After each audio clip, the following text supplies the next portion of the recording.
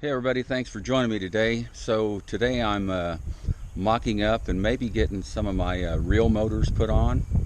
Um, so you guys heard the old saying that it's better to be lucky than to be good. I think I got good and lucky here. So look what I got going on. I've been thinking about it and thinking about this, how I'm going to hook all this crap up. So of course I've taken my handle off, my crank, and I've got these motors. These are the two things that are a given. So I've got to work with what I have. So I was thinking about welding a hinge on here and welding a piece of metal on here to extend the mount out so I could put a spring on there and do something like this. You see what I'm saying? But then I started like, well, how am I going to adapt a pulley onto here? Now this is about a 2-week process of me ordering crap in and going locally and whatever, and finally I got lucky. I hit on every point. So of course the crank's off. I've ordered these stainless steel couplings online. Those came in. I couldn't find any stainless steel couplings locally, so I ordered them online.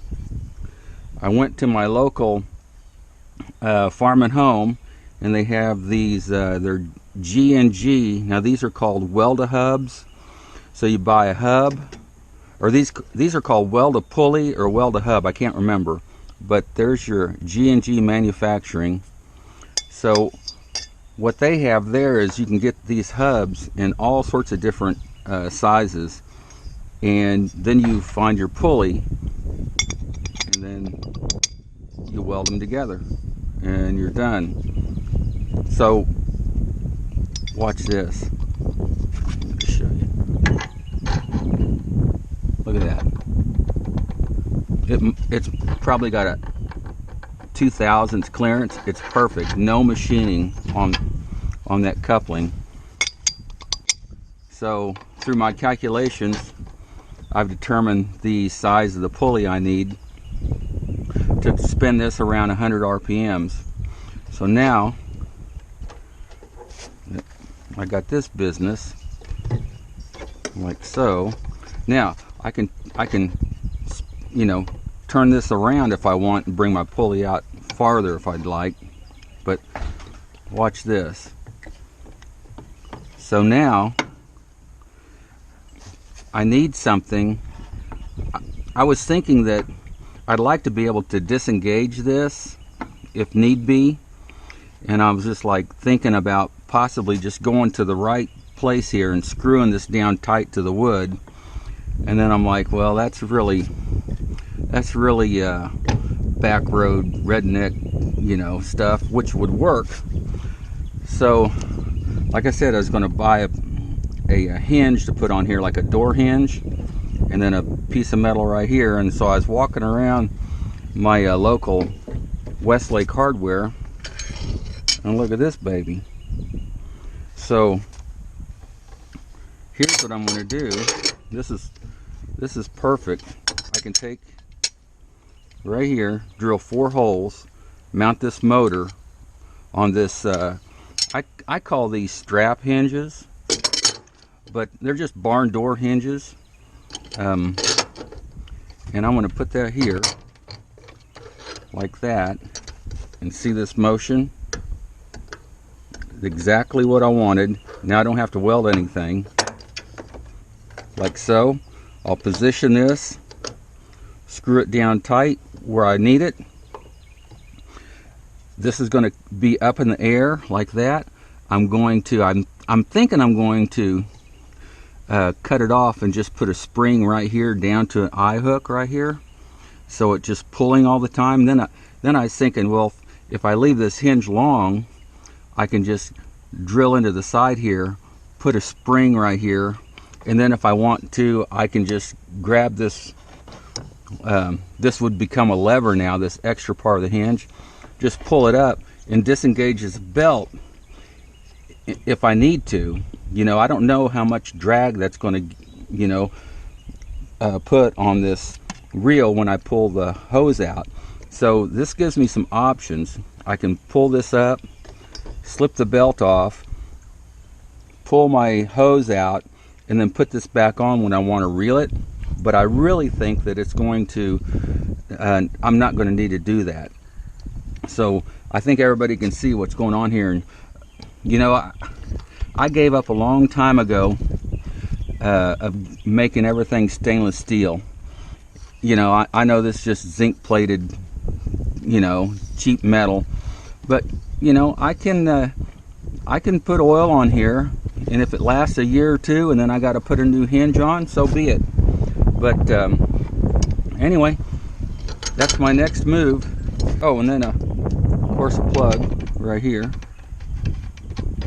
like here. So you know, I can, let's say that this fails.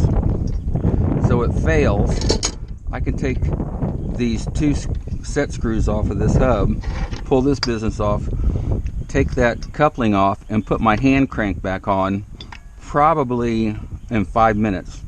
So that can be done in the field if need be, if you know, one of these motors dies or something. Now if I'm just going to do one right now, this is my this hose here pulls the hardest. It's like alligator skin, and when it's laying in the grass it just pulls really hard. So I'm going to get this one all mocked up and pull this hose out, and then see if it'll pull this in. If it does, then I know it'll pull this hose, and then it'll pull my my garden hose. So I'm all ready. See, this one here is a little different. I couldn't find a hub to go over this coupling, but the actual pulley itself is pretty tight, and I'll just put that equal distance and weld it on there, and we'll have the same thing. So that's it. I'll get back with you when I get something done. I thought just for a minute I would just weld this, tack it and tack it across here, but now I'm thinking I'll just go ahead and put the bolts in case the motor goes out. So I can't get in there with the awl or anything to scratch out my hole, so I'm just going to use a little black paint and shoot it like so. Let's see what happens. Yeah, I can see this one's a little big, but I'm going to drill these holes big anyway. And the reason being is, once all this is mounted up, if I need to tweak this at all to get the proper alignment of the belt, I can do that there, and then also I'll be able to do it here. And if you drill the holes, you know, a little bit bigger, you don't have to be as accurate. But I'm going to center punch those and drill those.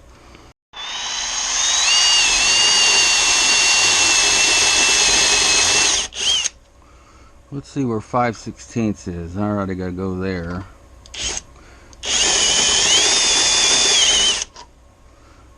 Well, let me get a bolt, and I'm gonna see how loose it is in that hole.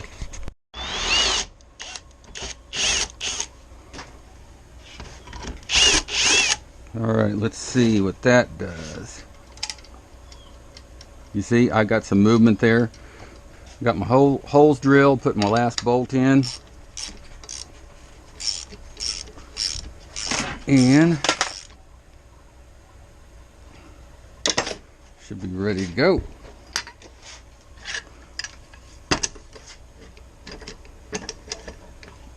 I like that. Okay, if I have this hub and pulley right to the end of my coupling, I'm going to have my motor up against the frame right here, and there'll be no way I can change a belt out. So these are going to have to go on this way. Brings that belt out a bit, slides this over like so, and then screw this down tight to the wood, I got some business going on. Alright, so a few months ago I bought this little flux core welder.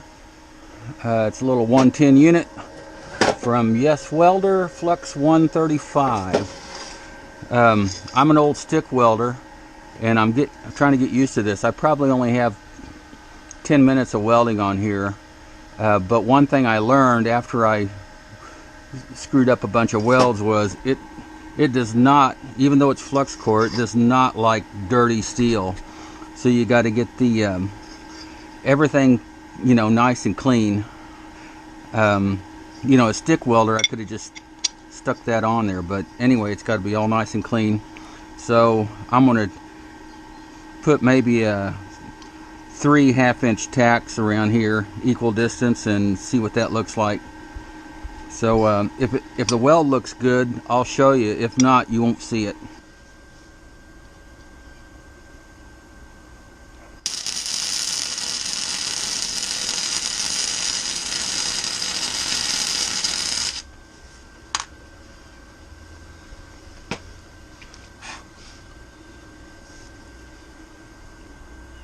Not too bad.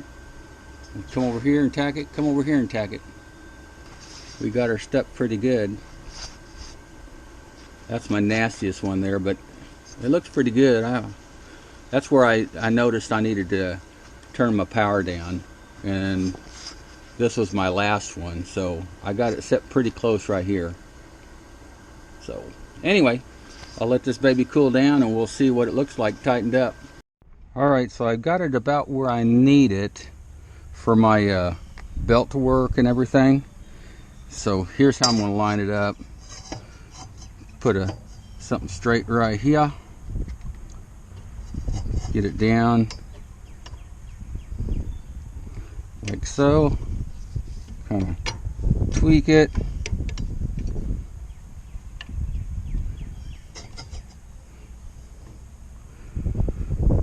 Okay, it's pretty straight. Just kind of eyeing it. This looks like it needs to come that way.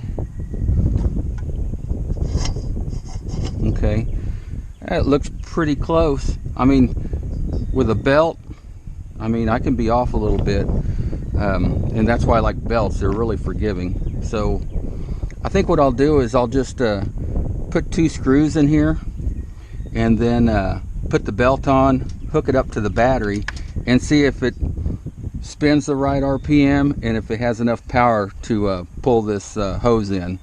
So we're getting close. Bear with me here.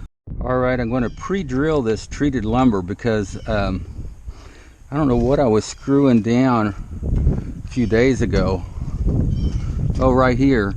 I took it back off, and just that little screw there was already splitting. I know it's not even close to the end, but this treated lumber gets like iron, and so I'm going to pre-drill this hole. Let's see, I'll put it right here.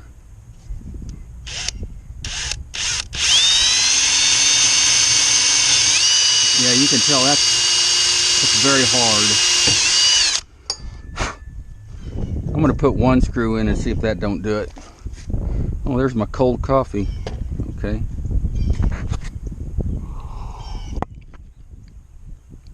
Oh yeah, it's cold. It's alright. Put a couple ice cubes in it and put Starbucks on the side and it'll be $7.50. Here, Torx bit. These are pretty gnarly screws. Now they are self-tapping, but I just want to make sure I'm not doing any splitting.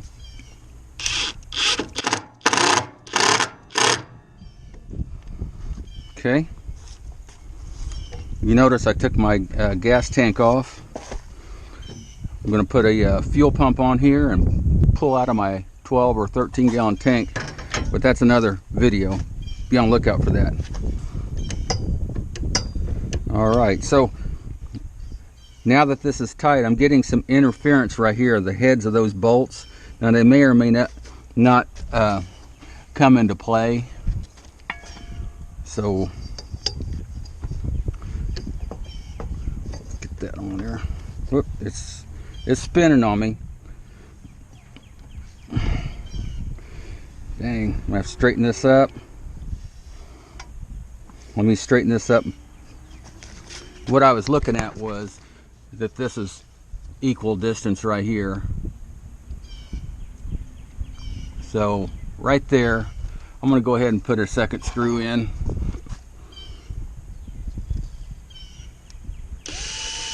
Ultimately, you would put a through bolt in, but the problem I have, especially right here, is I got to drill through a 1/4 inch spacer and this fender well, and it's kind of a pain in the butt.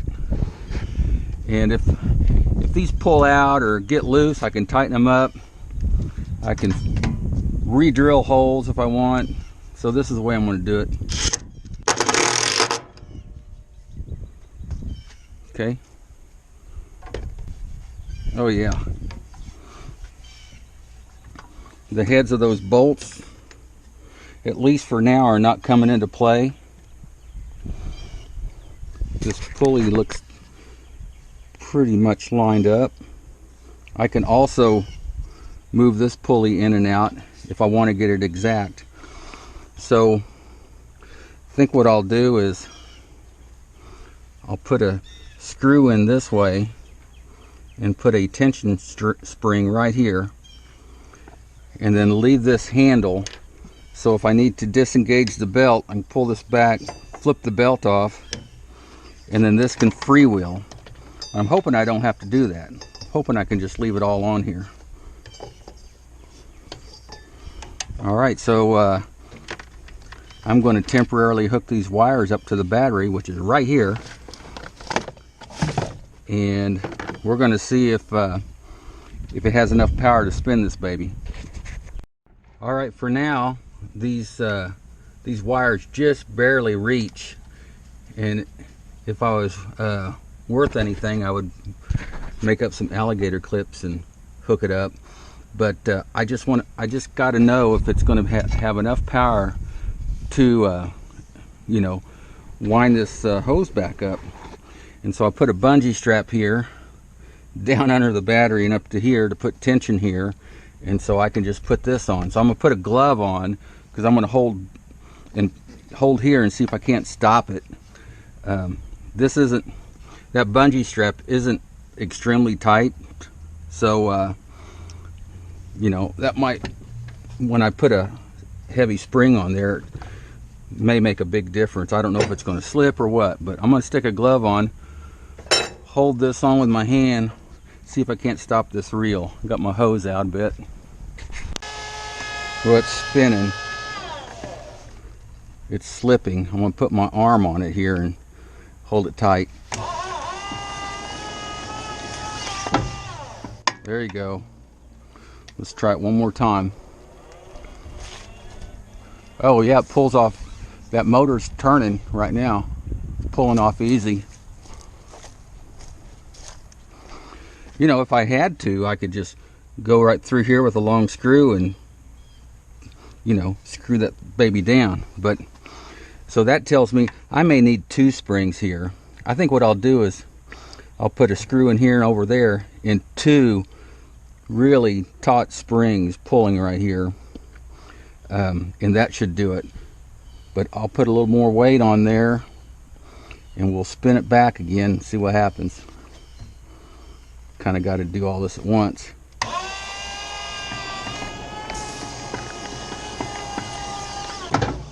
Oh yeah, that's perfect speed. So now I can permanently put these other 3 screws in, work on finding a couple of really taut springs right here. It'd be better if the spring was up here, it'd have more leverage. Alright, these switches look to be like what comes original, like on the other electric reels. It's a momentary switch, so you got to hold your finger in on it for it to work. I'm thinking, since me and my son are right-handed, we would guide the hose on with our right hand, and I'm going to mount this inside here, sticking out here, so we can hook our finger in here and squeeze like this, as opposed to pushing, because if you just sit here and push, that's going to wear on you. But if I can use this and squeeze, you see what I mean? and these are fully waterproof. So you just stick those through, put this on the outside, somewhere in here, put your fingers in here and just do a little squeeze. And I think that'll ease the thumb fatigue. But anyway, these were $7. So I got 4 of them. I got an extra one. So anyway, you know, as always, I'll put some links down below, but your configuration may be a little different, but you get the gist of it. So this might save you some money. Right now, I've got about $195 in each system, including the switch, $130 for the motor, pulley, and hub, and the hinge was $10. Some screws and stuff. You're just under $200. So figure $200. So that's way cheaper than to take this off and put a $900 or $1,100 reel on. And so, I mean, if you're buying it for the first time, just go ahead and get electric reels. But if you already have a reel, this is one way you can change it over to electric. All right, I just got back from the hardware store and I found these 2-inch springs that's just, I can't even pull them apart. So I'm going to put 2 of those on and hope for the best. All right, I got the one on, put this one on.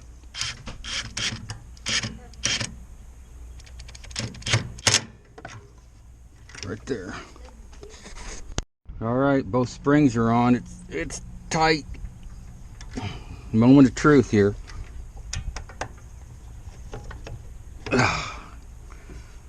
There we go.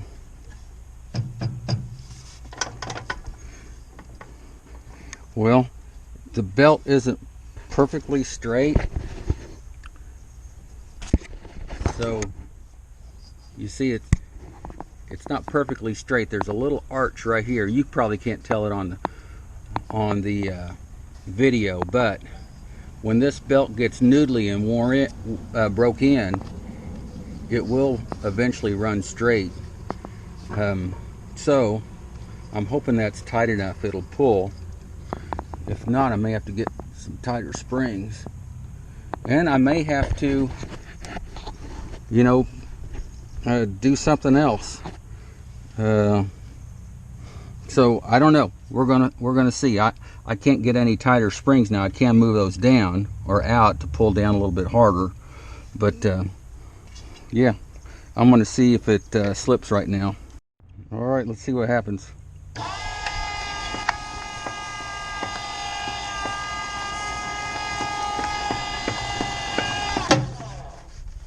Well, I think it slipped right in the very beginning. Of course, that's going to make sense. So I think once this belt's broke in and starts fitting in the groove a little better, that it's not going to slip at all. But I don't mind if it slips right at first.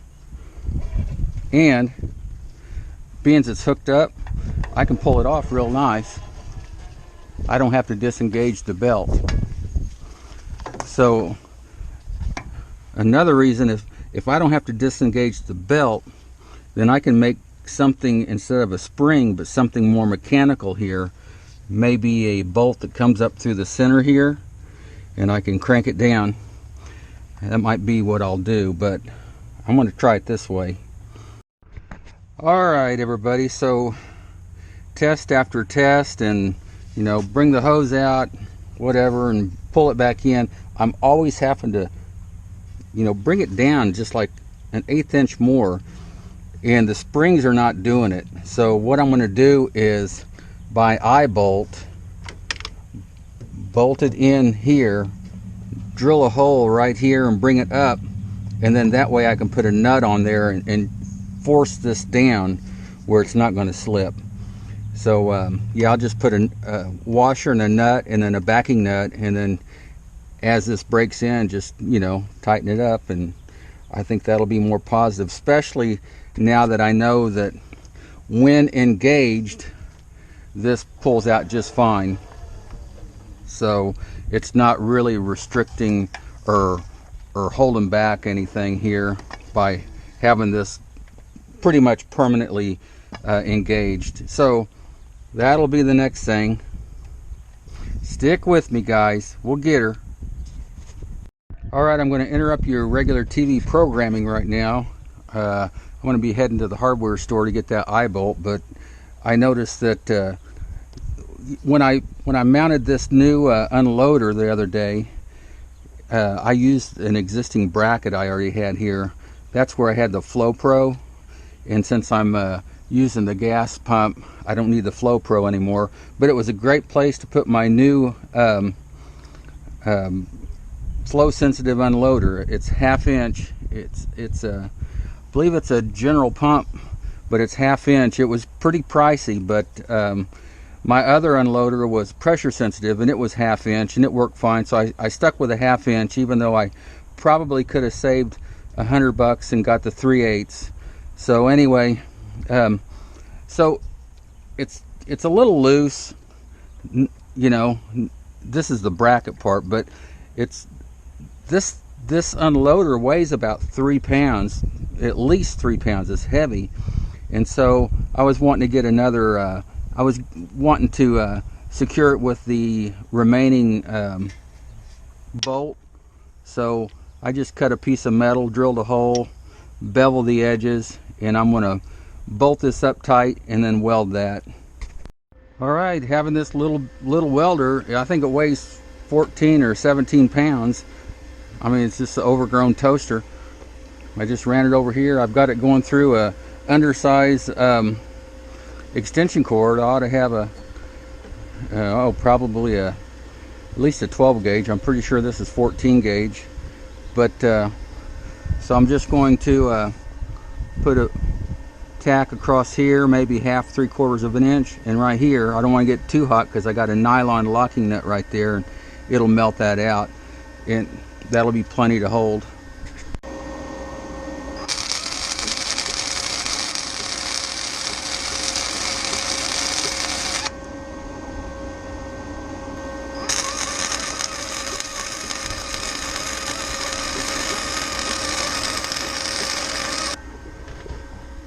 So I've got a couple of nice little welds there. The only thing I hate about this and stick welding is you get a lot of weld balls stuck all over. So I'll kind of clean them up, and I mean, it'll just make it look pretty. That's about it. I mean, for like 100 and I don't know if it's 156 or 146, maybe it's less than that. Free shipping. It's a pretty good deal. I mean, you don't have to be a perfect welder to get things to stick. You know what I mean? So, I mean, look at that. I think it looks pretty good. So, anyway, I'll leave a link down below if you want one of those. People online were saying that the wire that came with it wasn't as good as a certain brand of wire which I bought. I forget the brand. There it is, INE. So there's the insides of it. It holds 2-pound spools.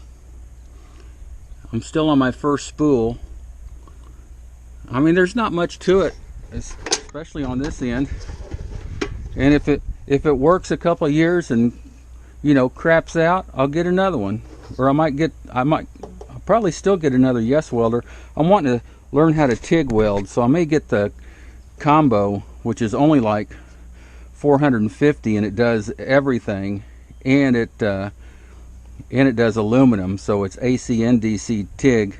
So I think I'm really good at brazing. Before I had Welder, I brazed everything, and it was like an artwork, and so I think I'll be able to TIG weld just fine. Alright, my hardware stores didn't have the right kind of eye bolts that I wanted, and I don't even know if they make them.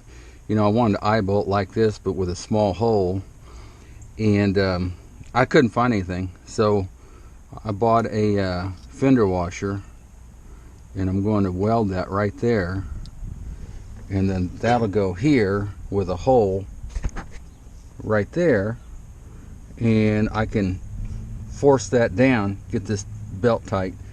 So I don't know if how that zinc welds or not, but it don't have to look pretty. If I can get it stuck in 3 places, that'll work.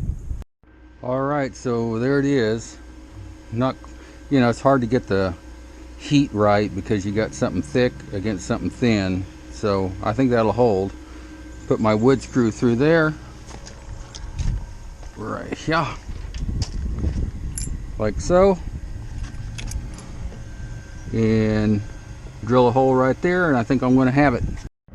Alright, so I marked it to the center of this hole right here. And I got it in a little loose, so I have a little play both ways here. It's just hard to get my camera in there while I was doing it, but you guys can figure that out.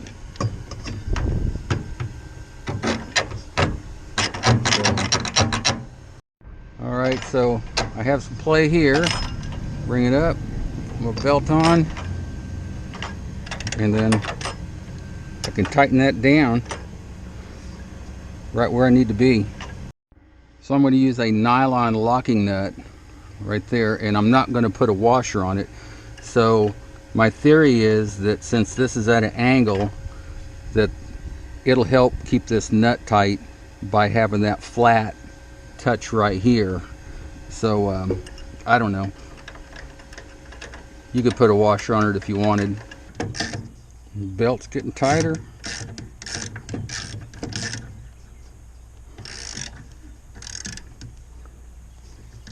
Nice and tight.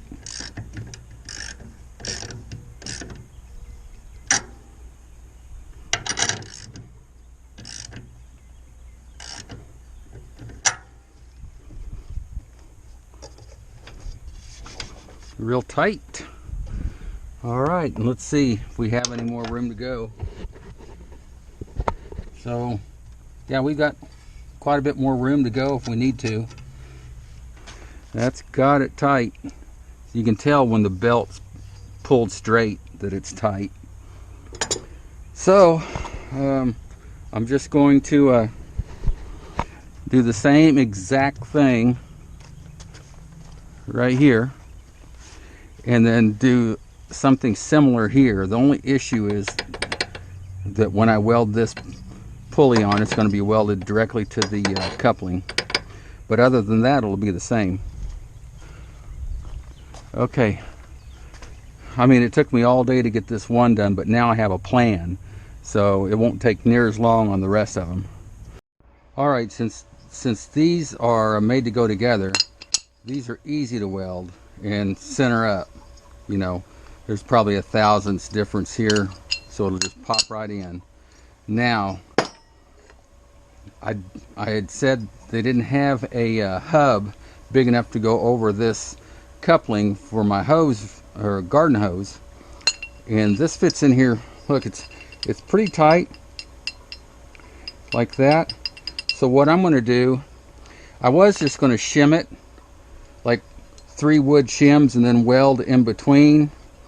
But what I'm going to do here is I'm going to take a center punch and swell the metal in 3 points until this gets tight, and then that'll center everything up and I won't have to put any shims in. So I'll show you how. So I already got one started here. So you want to get pretty close to the edge, but not on the edge, you see. And when you put a dent in metal, the metal goes somewhere. It either comes up or out the other side. You just move the metal. You don't put a dent in a metal without moving it somewhere. So I'm going to move the metal, since I'm doing a center punch pretty close to the edge. The metal will move inward, mostly move inward. Some will pucker up around this, but so I'm going to hit that in there, and so you can see it's coming around, and there's a little bump that comes toward the inside there, inside of that bore. So I'm going to pop it again. So right there. So I'm going to come over here, try to get equal distance here, just kind of eye it. This one needs to go about right here. I'll do the same. Pop it one more. We'll come around and do that last one. Let's see, it should be about right there.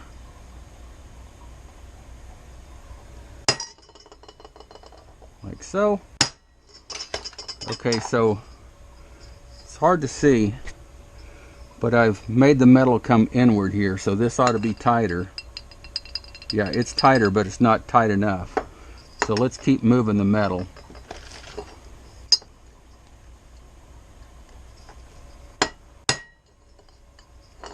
So that one's about as far as it'll go.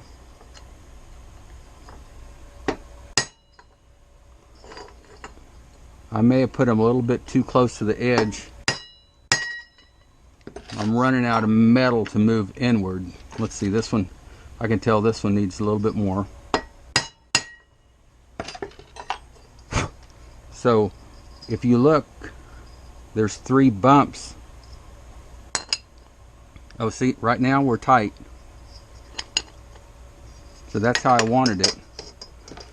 So now all I have to do, see, it's tight, is I'll put a spot and then I'll measure around, make sure it's even, put another spot, make sure it's even, and then just put 3 nice little welds on it. So now it's pretty much centered without any shims. All right, so I have this one welded up, 3 spots. For there, I got this baby welded up. I welded it all the way around since there was a gap on one side, and then put 3 spots on the other side. And every time I put a spot on there, I brought it back over here and turned it. It's off just a hair. Good enough. Good enough for me. These motors could be bought from China if you want to. I mean, the wait now is going to be forever now since the ports are all screwed up. But if you wanted to order these motors from China and wanted to wait about 30 days, they're about $40 a piece. This exact motor. And you can get them with a sprocket if you want, or you can just get them with a shaft. So if you wanted to go the sprocket way, you just order it with a sprocket. All right, everybody, so basically I repeated this process 2 more times. So we're hooked up there, belt's nice and tight, got my adjustment in there, and then this is the only one that's a little bit different. You know, I welded this pulley right to a coupling because they didn't have a hub. I mean, I could have bought a hub, but one or the other, either the coupling or the hub needed to be machined. So I felt like this is the simplest way, and everything's identical. Belt's nice and tight. So next thing to do is wire it. So when I drilled this hole through with my step bit, you know, to put the switch is going to come in from the back end, it shoved out a big burr inside there, and I've been chipping at it with my knife because you can't get behind here, and that last one is worse. I must have just shoved it through there. So I want this nut to fit up nice and flush on the inside, and like I said, there's just a huge burr that kind of melted inward, and I was thinking how I'm going to do that. So I took a spade bit, you know, it's already got that little radius to it, and I sharpened it like that, you see. So now I can bring it in this way, hook my drill to it, spin it, pull it, and take that burr off. All right, so I'm all hooked up here, so let's go.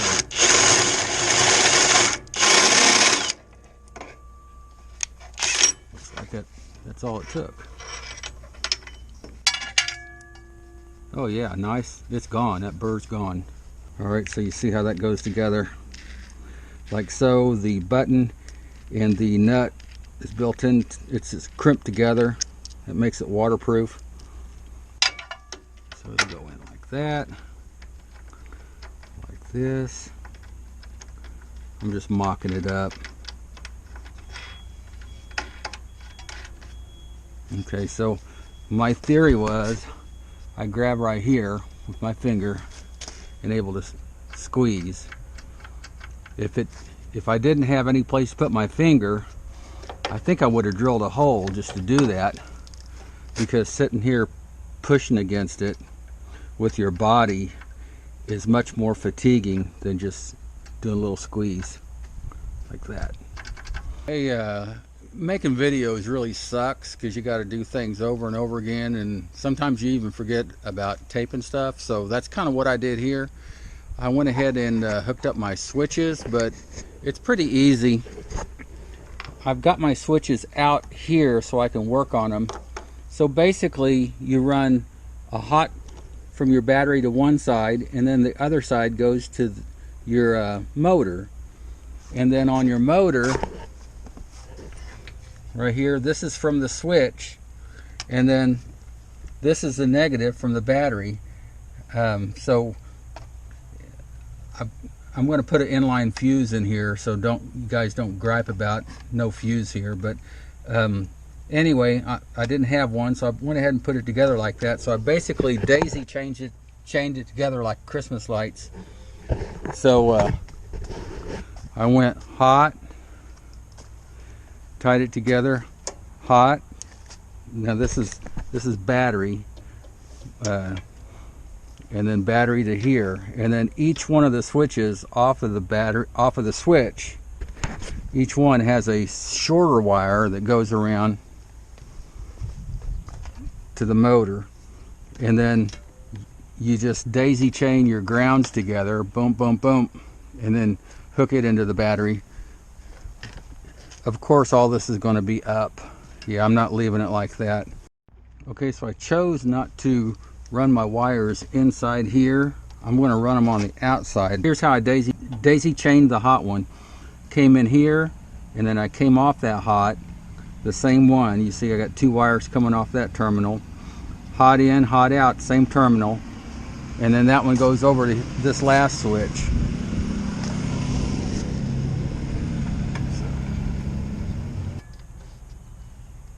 Here we go. So I got my fingers here, I can squeeze.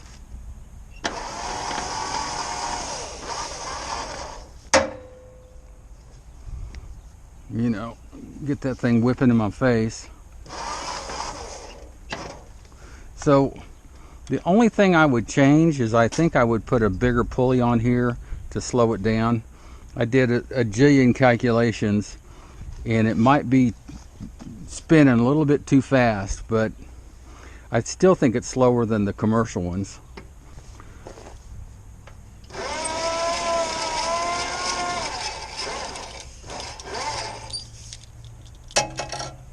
And that's how she's done. But anyway, all in all, I think now that I'm done, I'm just going to take the grinder and put a cutting wheel on there and cut this off and then smooth it up, because I don't need all this hanging out anymore. Alright everybody, so I just figured out what RPM I'm spinning this at, and it's right at 112 RPM. So that's still in my range, but it does seem a little fast. But I don't know if some of you guys with electric reels could let me know how many RPMs your reel's spinning, but I was shooting for 100. So if I ever work on this again, I might go from these 6.5 inch pulleys up to like an 8 inch pulley just to slow it down a little bit. But I'm going to run this a little bit so you get to see how fast it's going.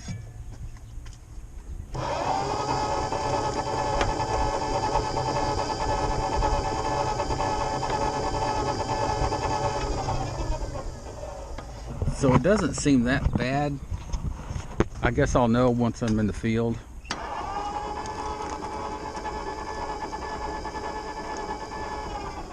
And of course I can feather it.